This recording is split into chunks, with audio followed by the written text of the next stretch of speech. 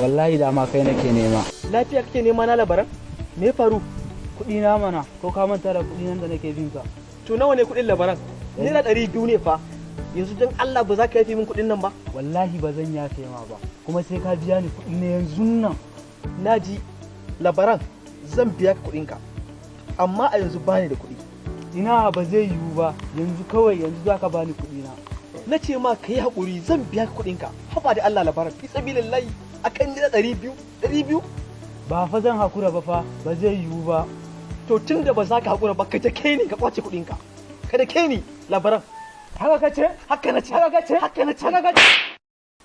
Kamare ni? Amma Kamare ni, to za ka nan zai kwata min kuɗi na. Kamare ni? A'a. Ina nan ina jiran ka, ina nan. Ba inda zan je, ina nan. Je ka dawo. Ina nan ina jiran ka.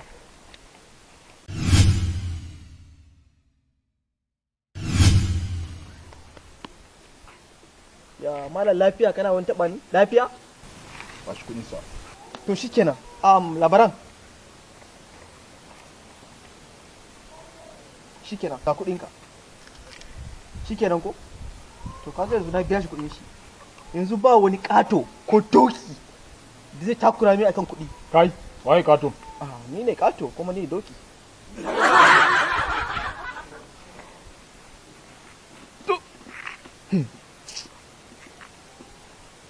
Wallahi wannan yana ushe ka. Allah shi dai ka ji ana man rabbuka. 200